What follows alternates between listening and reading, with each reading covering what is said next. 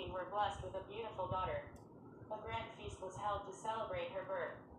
The princess had 7 fairies as her grandmothers, who came to bless her. Suddenly, an old fairy, who everyone believed was dead, entered the feast hall. In a rush, room was made for her to sit. Soon, the fairies began bestowing blessings on the princess.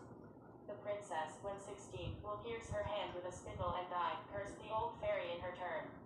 Everyone was shocked. As the old fairy vanished, the youngest fairy stepped forward and said, "The princess will not die, but sleep for 100 years."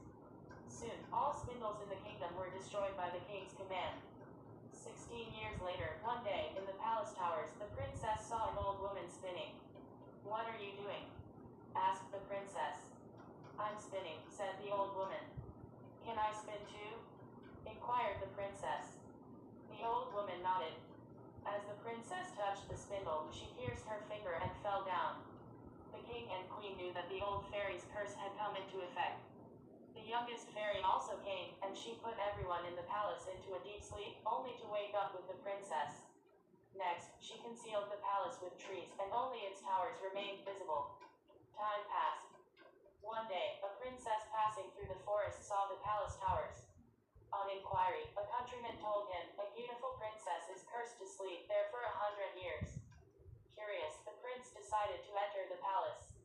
When the prince neared the palace, to his surprise, the trees and bushes made way for him to pass through. Just as he passed, the path was blocked once again. Inside, he heard the most dreadful silence. All around, he saw soldiers, maids, and servants asleep. After a while, the prince came to a chamber where lay the princess. He looked divinely beautiful.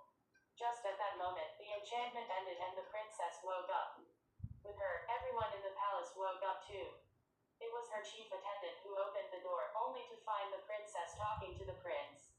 Everyone was joyous as days later the